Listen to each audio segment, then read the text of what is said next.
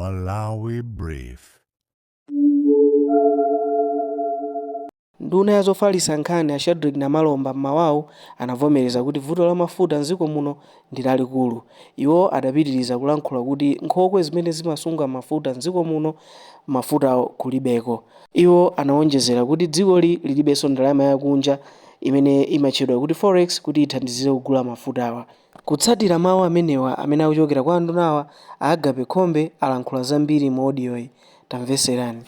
Lero kungodzuka nkukumana ndi azodiac atalemba kunena kuti anduna azofalitsa nkhani mu boma ili la Nkulukuta Moyo, Bambo Shadrack Namalomba, kwa nthawi yoyamba ayankhulako chilungamo chifukwa mkulu amene chilungamo sakonda unena ku dziko.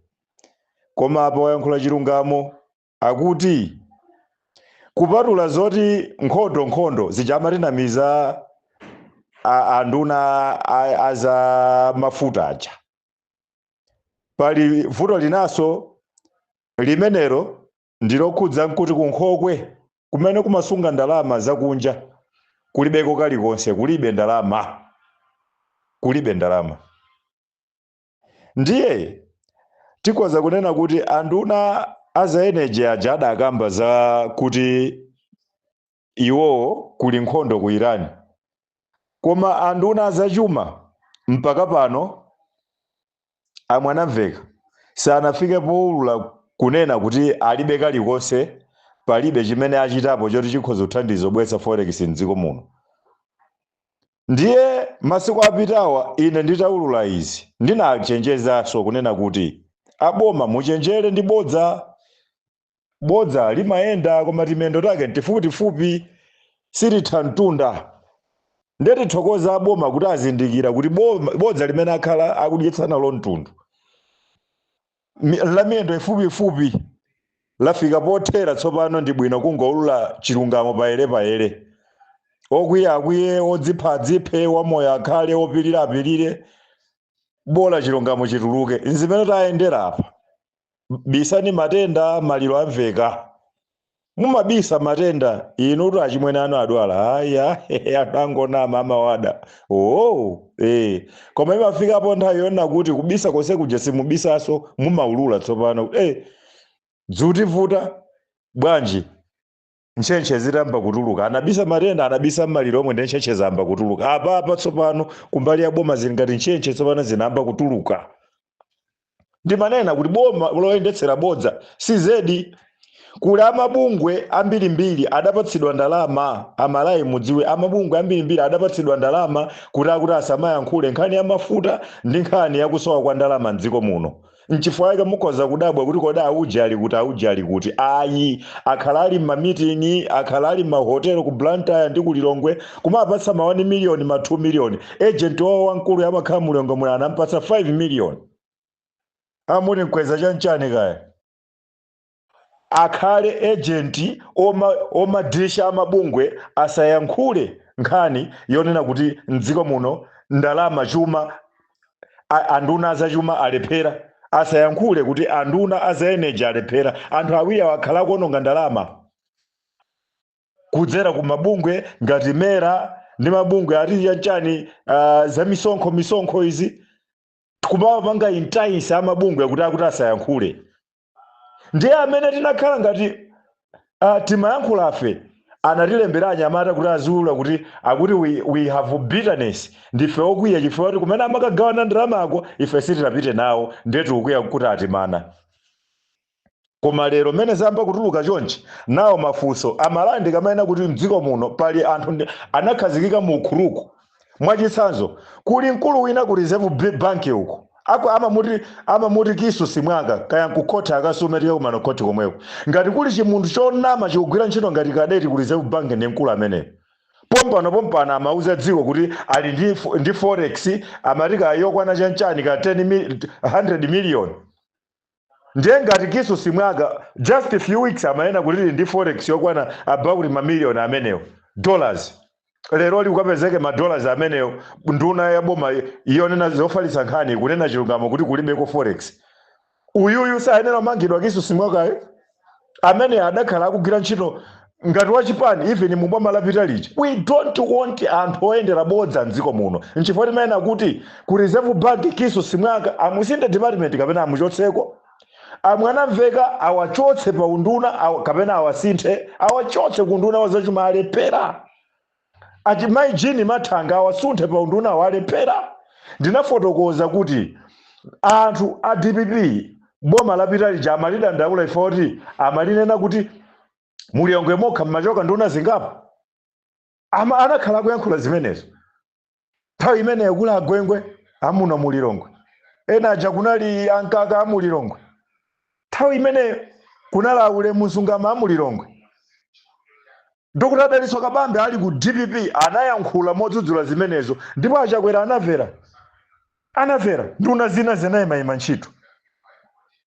Panali nthawi imene a DPP ananena kuti a Felix Mulusu akulephera awachotse unduna, Achakwera anawachotsa.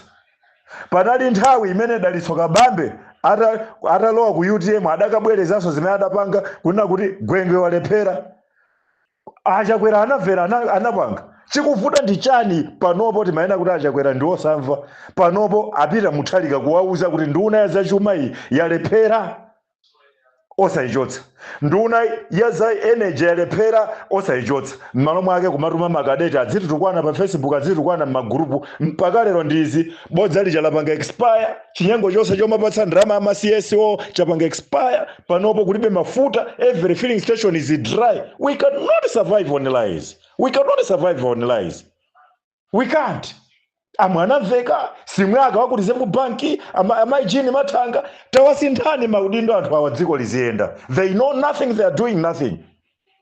Tili ndi information imene matransport a dziko momwe achimalawi akhala ali kutanga kumatha mwezi ali kutanga, koma tikamaona magalimoto amene amabweretsa mafuta mathankala aku Tanzania okhaokha, matransport a dziko muno osawapatsa business.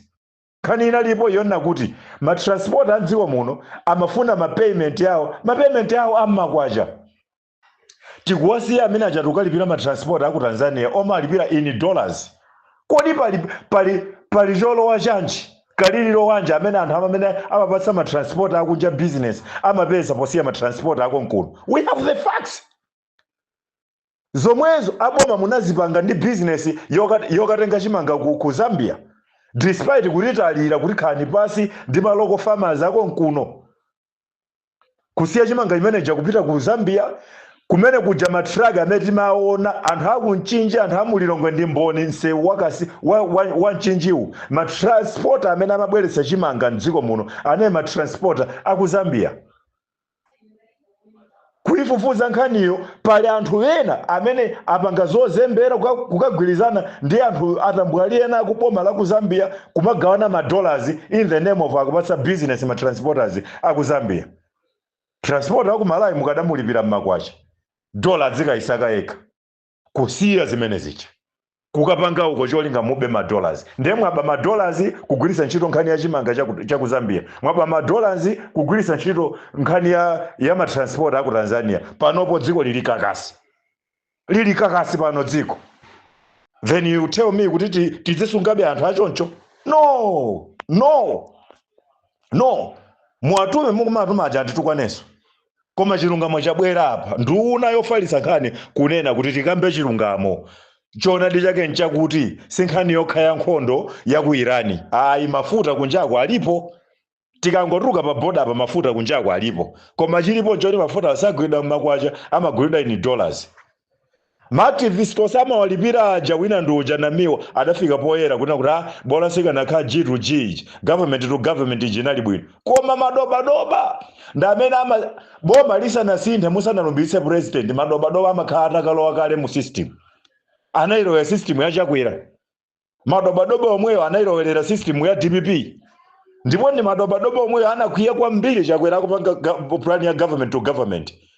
Olo panopo atangotipita Muthalika afuna apange project ya government to government. Madobadoba omwe aja abwera kwa ife atipatsa ndalama kuti muukire tipange ma demonstration. Peter Muthalika. That's the way they handle governments, these people. Ndikateo yoopsa kwambiri. They have been in this country since nthawi yabakiri. Ndikateo amangosintha ma business name, ma business companies. We cannot survive. with the cartels who always hijack every incoming minister. We cannot survive that way. We cannot. So ife oneka ngati ndakhala ndikunena sindikuwukira boma ine kodi zinthu zikamaenda anthu ayamika khombe, anthu ayamika boma la Professor Peter Mutharika. Mmene chimanga chinachipa mtengo anthu ayamikira maactivist ayamikira boma la Professor Peter Mutharika. Mafuta kuti agulitsidwe pa mtengo wabwino anthu ayamikira Peter Mutharika. Anduna anabwera poyera kubadzana amakunena kuti tayika mtengo pa 7,000 paja cholinga zifanane ndi dollars chabwino ma 7,000 amene timakhala tikugulawo alephera bwanji umakagula ma dollars pa black market. For black market ma dollars alipo ma dollars. Ndalama zimene amayankhula simwaga waku reserve bank zili kuti amayena kuti kuli ma dollars zimene zili kuti. Now akuiti kambeyanda Afrexim Bank anthu aja amakhala ndi agent yawo tafufuzana anthu amene angakhale nduna ya zachuma ovana chiyankhulo ndako Afrexim Bank iwo. Kodi Afrexim Bank temu yoyamba ya Professor Arthur Peter Mutharika timachita kuvutika na Afrexim Bank? No, si mavutika panala anthu ake who were able to speak the language ya Afrexim Bank. Nthawi ya Good Ogondwe Afrexim Bank siti mavutika nayo. There were people who were in a good talk with the Afrexim Bank. Osayang'ana zandale. Maliro akagwa utenga sudikira utume achimwene yako amene amakhala kutali ya neba wako kasimu yankhulano amanyamula utenga apa zativuta madzi ozimitsira moto sanyasa. Let's go back, reconcile as a country and focus on things that matter. Tikuchedwa ndizopanda pake as a country. Tikuchedwa kumango njatana kumango ononga drama pankhani zoti sizipulakanthu, spending a lot of millions ku parliament, ma commission of inquiries ngati zoti totally nothing, will get nothing. Uku tikulekereza zinthu zosakhala bwino panopo chimanga ichi ndi chimenecho tinabana kuti sichingatuluke chanchani, then we cannot any forex. So a minister who cannot tell Malawians how to generate forex cannot manage finances of the country. We don't need munthu wodziwa kupempha bwino kunja. Bingu said, as long as I live I will not deal down kupempha kunja. Ndalama zimene mukuononga kumalipira ma activist kuti asayankhule nkhani ya mafutazo ndi ndalama zimene mukadapangira ma meeting yoti ma activist akhale pasi ndi kuyang'ana naso ndi mabungwe amayiko enawo kukambirana. So tikwaza kumapuzitsana tokha koma mdziko muno muli ma international community imene amapanga obuzevu chilichonse sikuti sakudziwa AI. Nthawi imene boma la MCP limafuna kukweza mafuta ndi 300 kuti achoke pa 2,500 afike pa 2,800. Munkatimbira mafoni inuyo mutavala ziguduli inuyo. Ati pipi munkatimbira mafoni inuyo. Kumati tuma musavomere zimenezo. Zinthu nyampaka sezinatheke AI. Leloli we are siding with Malawians. Kuena kuti mukuwabera simukakweze mafuta ndi 100 chakuti percent. That's a theft.